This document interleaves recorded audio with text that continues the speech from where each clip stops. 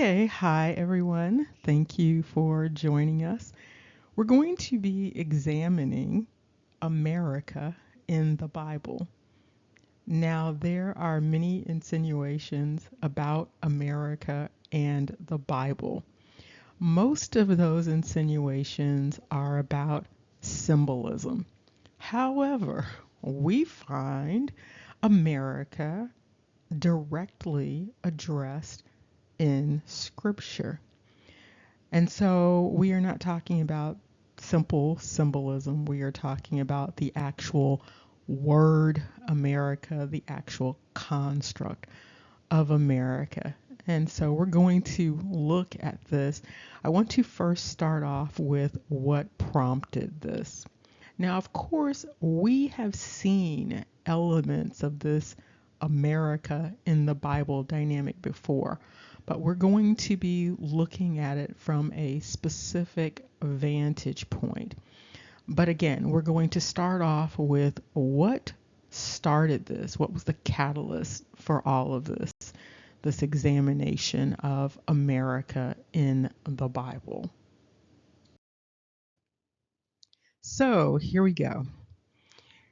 A few weeks ago, an individual left a thank you message indicating that they appreciated the video discussions. The individual also indicated that they were sending greetings from Ghana. This is great because it's always helpful to have an understanding of who the people are in our learning community. And so this was much appreciated. But what was noteworthy about this was not just this appreciation, but there was a suggestion of a response that I was to give to the individual. Now, every now and then, these automatic suggested responses pop up. It's rare, but it happens. And so I went back through and I saw over the last month or so 3 suggestions out of all of the comments. And so there was a very interesting suggestion, and it really threw me. And so the suggested response was, well, there was one that said, "Thank you for your message and your support." Okay. The other one, however, indicated that perhaps I should say greetings back from the Nile River Valley. Okay. So let me clarify something here. I am in America. Okay. So I have no thought that I am near the Nile River Valley.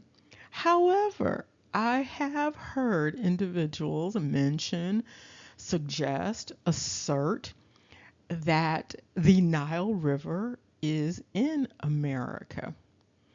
I've also heard assertions about the Euphrates being on the west coast of Africa.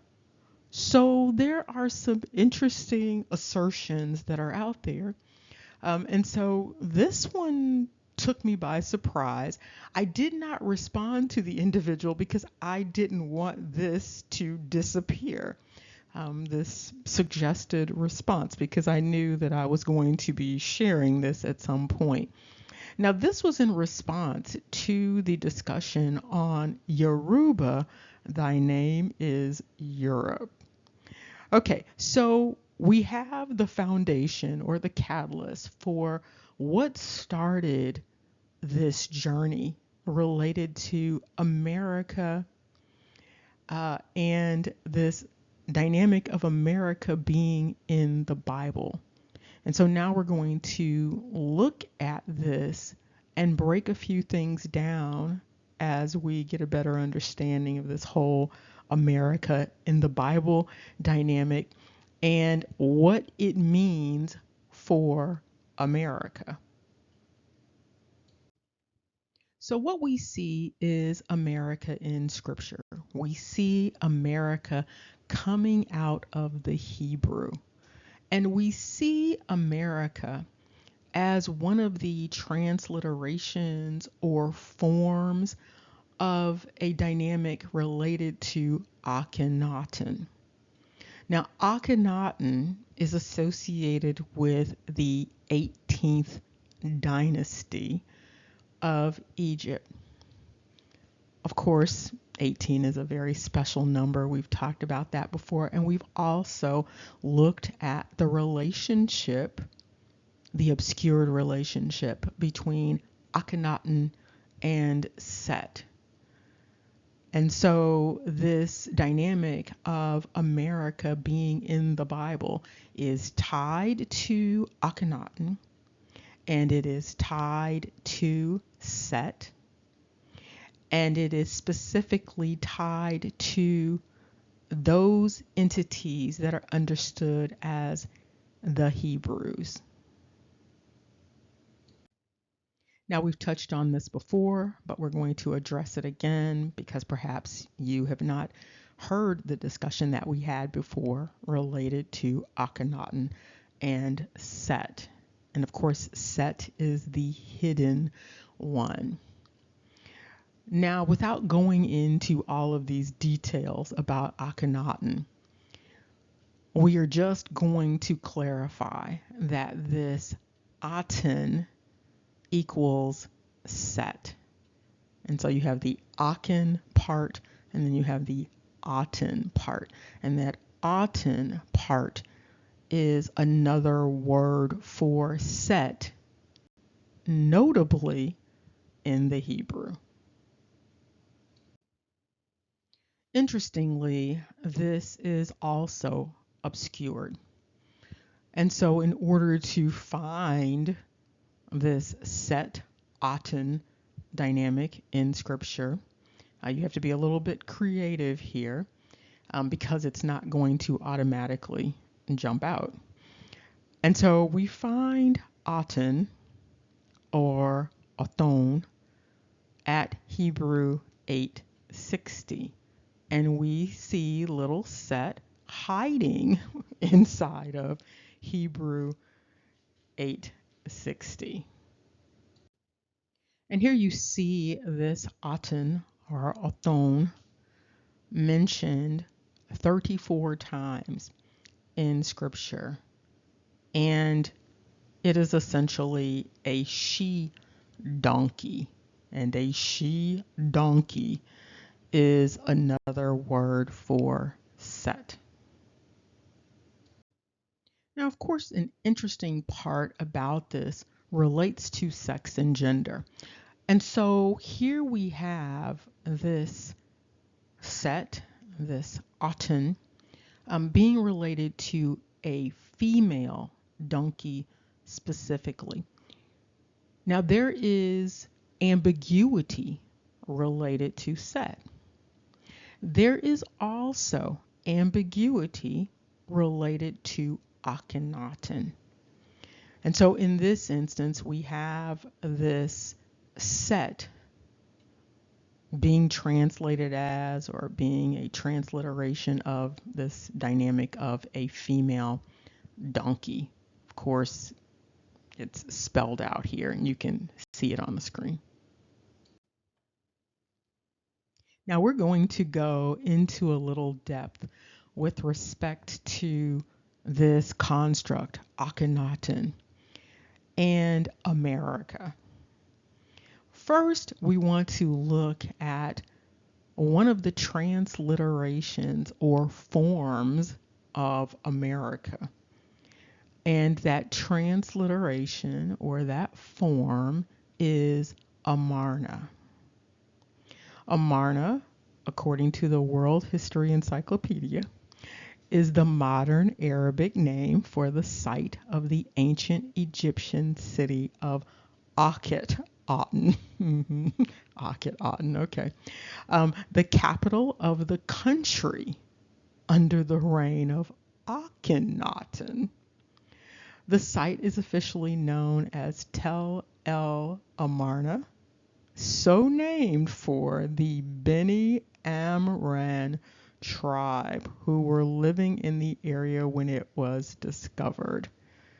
I don't have to tell you that Beni Amran is pointing to Abrahamic tradition, Abrahamic lineage, Abrahamic culture.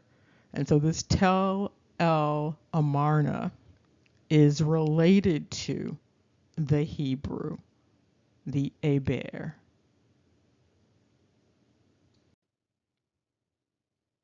So now we have Akhet-Aten, we have Akhen-Aten, and we have Set, and this tribute to Set known as Amarna. And we also know that Amarna is one of the transliterations or forms of this construct of Amar or Amar. And another transliteration or form of that is America. Okay, so we've got that part covered.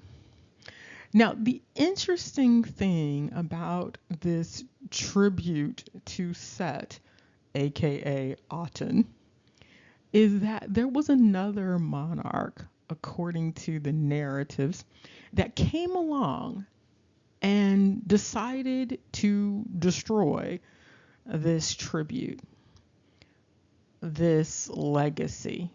And so there was an attempt to basically erase Akhenaten and this tribute, this Amarna. And this entity was named Horemheb. Now, Horemheb is supposed to mean Horus in jubilation. In other words, Horus is happy. Okay? So this Horus is happy comes along and attempts to get rid of and erase this Set worship dynamic, this Aten worship. Now, what's interesting about Horemheb is also ambiguous. Horemheb is supposed to be a male, but based upon the depictions, Horemheb looks like a female. This is noteworthy given some of the historical dynamics that have taken place in relation to America and this Set worship history. So here we have Horemheb, and Horemheb's identity is essentially the destroyer of Akhet-Aten, Akhenaten, and Amarna. And this is supposed to be yet another depiction of Horemheb. And so keep in mind that Horus is happy is the destroyer of Akhenaten, and the place, the monument to Akhenaten known as Amarna. What's noteworthy about this also is we are talking about Egyptian history, Egyptian mythology. However, centered in this whole thing is Hebrew history and Hebrew mythology, Hebrew worship. And so what we have here with Akhenaten and the Amarna is an interesting, obscured dynamic. So first we're going to look at Akhen and Aten. So we already know that Aten is Set. But what is this Akhen all about? Akhen essentially is a priest of Aten.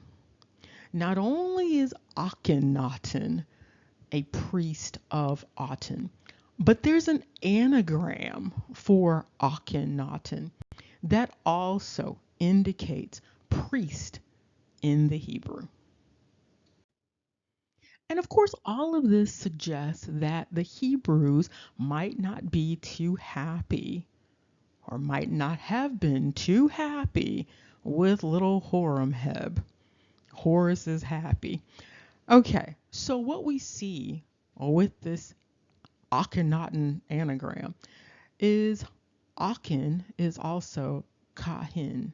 Okay, and so Kahin is another word for, in the Hebrew, for priest.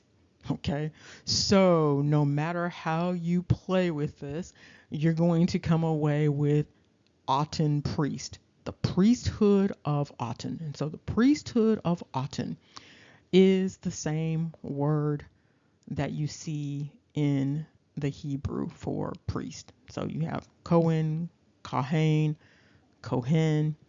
Okay, so we have this Akhen-Aten, the priest of Aten. And so you can see here that the Hebrews are integral to this whole situation here, okay? Which is interesting because individuals who identify as Hebrew uh, don't point out that Amarna is America, okay? They don't point this out, and they also don't point out this relationship between Akhenaten and Kahin-Aten. And so you essentially have priest of Aten slash Set. Now, Kahin, along with Akin, is a priest caste. And you see these priest castes in different parts of the world. Now, with respect to this particular priest caste, we see Kahin slash priest Aten. Okay, so this is the priest caste for Set. Okay, and so Amarna again is this tribute dynamic in relation to Set. So this has been set up by Akhen-Aten, or the priest of Aten. Oh, yes, we've been trying to figure out that whole more, Muir thing for quite a while now. And so we are continuing with that journey, but we have quite a bit more clarity right now. Okay, so we have this Akhen-Aten and this tribute to Aten. Another way of saying Aten is Set. And the tribute to Set, this priest caste tribute to Set, is this Amar. You see it in Amarna, Amaru, Amarika, and Tamari. Okay. And so all of these constructs that in one way or another have been attached to America are a part of this tribute. And so here you can see it all pulled together. You see the Amarna, the Amaru, America, Tamari. I would also venture to say all of these names around the world that incorporate this stuff. This has been a part of a long standing colonization dynamic that we don't pay attention to. We may not have even been fully aware that it was going on, but you see all of these people with these more names, Maori, Mori, it just goes on and on and on. And so what you basically have are these various people around the world who have had this identity put on them. And so they have basically been given identities that indicate this tribute to Set And so all of these people have these names that essentially represent Set. Okay. Do the people all know that they have names that represent Set? No, they do not. Okay. And what's interesting is I have repeatedly asked people, what is Amor? Who is More? What is this all about? Now, clearly, we have deconstructed More in many ways, but there has not been the admission to the fact that this More MR identity is tied to this reverence for Set. However, individuals who have this identity, they also have an affinity for this Set construct. You see Set in the word Scotland. Okay. And so you also, of course, see this America in relation to Scotland, England, Western Europe. Okay. And so that's what we are dealing with here. So this name, this construct that has been given to the land space known as America is coming from this reverence for Set. And so you hear individuals refer to America by all of these different constructs. You have America, Amaru, and Tamari. All of these, okay, they are all tributes to Set. And so these names have been put onto individuals in America, onto the land space. And so we've just been imposed upon with respect to this given identity. And so, just by virtue of carrying the title, we are, in essence, representing sort of this tribute to this Set entity that appears to be coming from the Hebrew visitors. Now, of course, when you hear the Hebrew narrative about the relationship to Egypt, it's a multifaceted relationship. And so you constantly hear these narratives, and you're reading in scripture, these narratives about the relationship between the Hebrews and the Egyptians. And part of the narrative revolves around the Hebrews seeking out assistance from the Egyptians, and the Egyptians, in one way or another, providing this assistance. And so there's a narrative about the need to go to Egypt because there is a famine.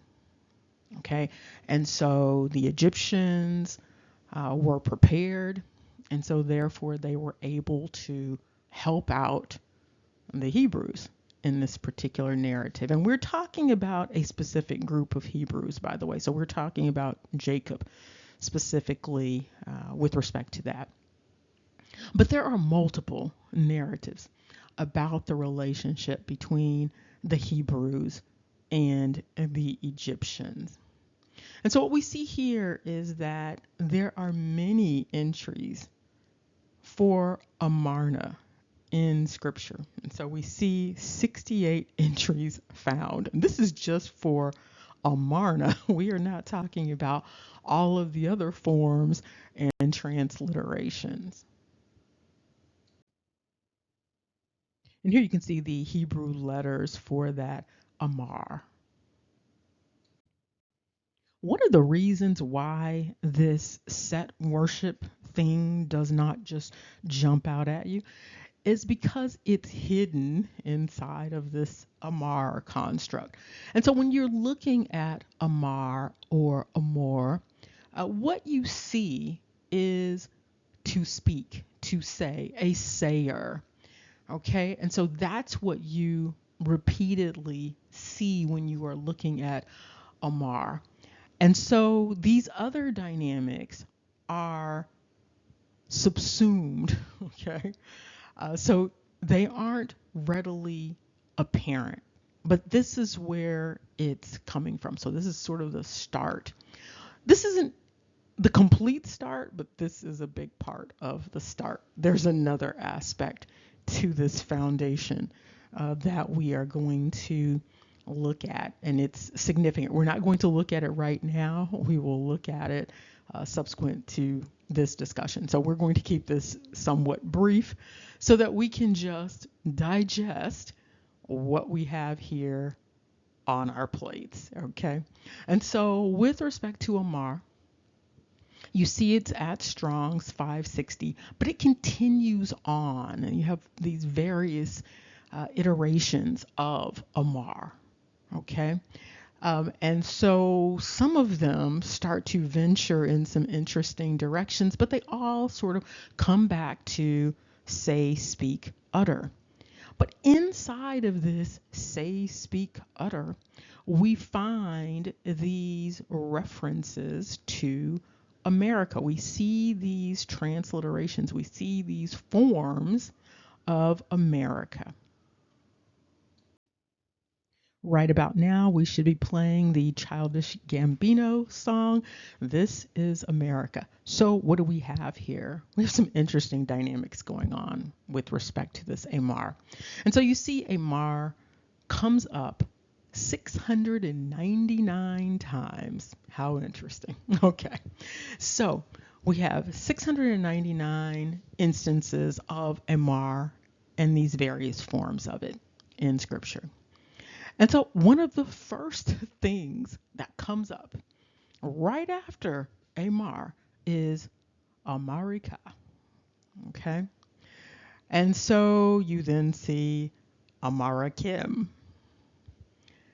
And we're going to look at some other entries related to these transliterations and forms. And so we have America very clearly spelled out in Scripture, coming from this construct of Amar. It's also coming from another construct. And again, we're going to look at that, but we're just going to focus on Amar for now. And here you see additional transliterations related to America. And so one of the forms is Amarna.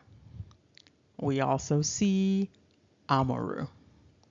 And so this is a part of those various entries for Amar. And so it's very clearly here in Scripture. And when we go into the other foundation, this is going to make even more sense. Okay, so now let's look at this last transliteration here. And so there are increasing numbers of individuals who are suggesting that the true name of America is Tamari. Well, that would be accurate because these are all the same words. They are all representing Amarna. They are all representing this tribute to Set. Okay, and so Tamari, Tamaru, Tamaroon, okay, all of these are the same thing. Tamari is Amarna, is Amaru, is America. And here you can see some examples again, and you can see all of these variations of America, Amari, Amaru. It goes on and on and on here. And here you see some additional variations related to Amur, Amor, Amar. Okay, so there are so many transliterations. Of course, we have it's really in excess of the 699, but this is just one entry that has the transliterations for Amar that has the 699. And so there are many transliterations, many forms. And when you look around the world, you see these examples of this. Again, this is some major colonization dynamic. And you even see tributes to this, get this, Morisco and Murano. Okay, so there are so many tributes to Aten. It's almost countless at this point because it's just so pervasive. And so here we see again, these examples. And here you see additional examples. And more transliterations and forms. This is absolutely amazing, by the way. And this word, this construct, actually is the construct for creation, by the way. And so the speaking forth of things. So you see this right up front in the beginning of Genesis. And so you see this construct of Amar right up front in the beginning of Genesis, along with some other constructs, by the way, and they are all tied together. And here you see some creativity. So you see Yomeru, you see Yomeruka. Okay. And so this is also tying in some other place names. And some of them, it's interesting because of the relationships that these different places have with each other that are holding on to these tribute names. And so, of course, you have Morocco, Marrakesh. Yep. Going right along again with the Moriscos and the Muranos. And remember, Armorica. And so there are all of these variations of this tribute construct. And here again, you see Amaru, Amret, Amar, Imaru. You see so many variations. Jemar, okay. Wa'amar, Wa'amaret. Okay. So there's a lot going on here. Amarin. But the important point here is that all of these transliterations and forms, these are all tributes to Set. Now I want to talk about a psychological dynamic that is related to this whole situation. Okay, so if we have a collective of individuals who believe that their original tribute was destroyed, this naming of all of these people and places, this serves as another tribute to honor Akhen-Aten. And so it's almost as if these places are named covertly after Akhen-Aten or Aten. And so America, the naming of America, serves as a tribute to honor Akhenaten, to honor Aten, to honor Set. Okay, so the naming of America is this tribute to Set. Who would have known? Okay. But that's what we have here. Not only do we have this tribute dynamic going on, but the way that America was given this name seems to involve not simply tribute. And so we're going to look at what else appears to be operating for individuals who felt the need to go around the world naming everyone Amar. So in some ways, we have the original Amarna as a tribute. Okay.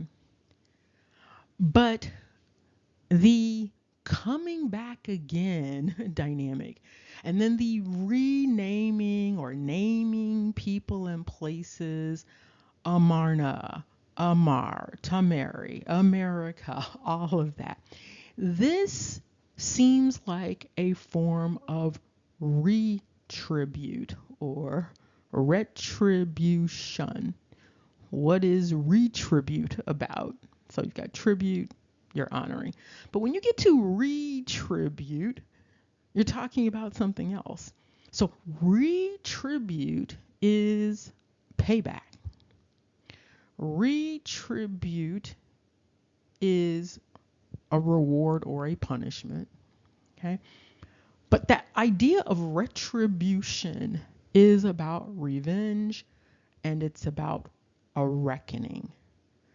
And so the giving of these names to all of these entities can signal not simply a tribute, but in response to the original destruction of the memorials to Aten. This can serve as a sort of payback or a revenge. And so this name, this construct is superimposed onto people. Now, I will admit that it is very difficult to escape the Set construct. It's incredible how many things break down into Set. It truly is incredible. And so you see Set everywhere, okay?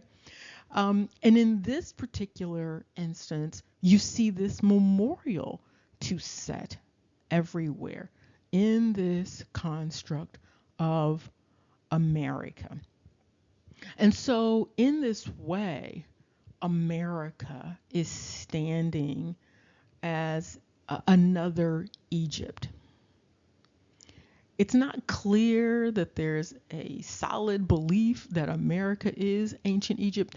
However, some of the dynamics that have taken place in terms of the colonial period point to this retribution dynamic and this invasion of America, this land space, appears to be a part of this retribution, a part of some sort of revenge. And when you look at the Iberian dynamic and the Iberian involvement in the conquering of the space we now call America,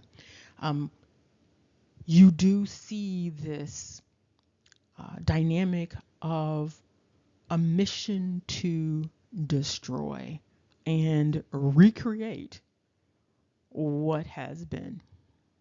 Okay, so there is something going on here with respect to the naming of America and the idea of America in the minds of many entities, apparently.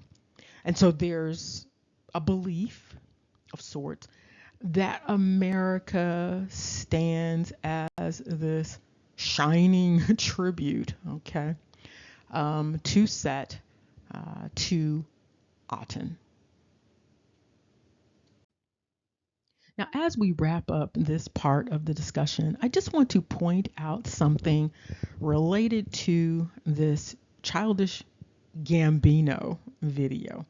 If you recall, the song was This Is America, and it had so much complexity to it.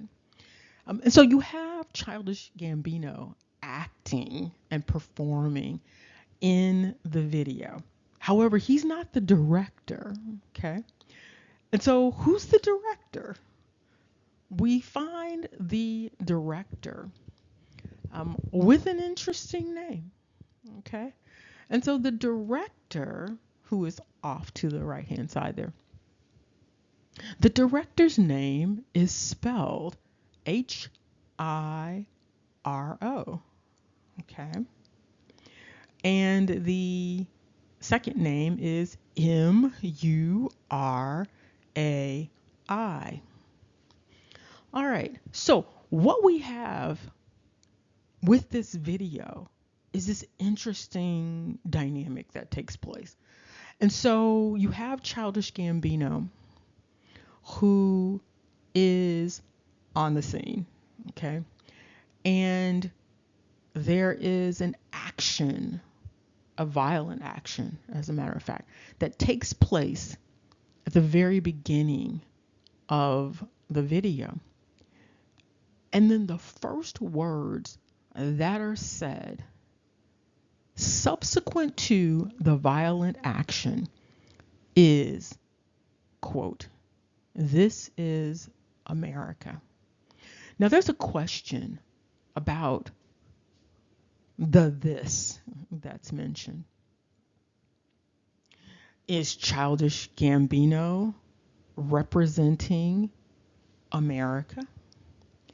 Is the entity that is victimized in this violent scene, is that the entity that is America?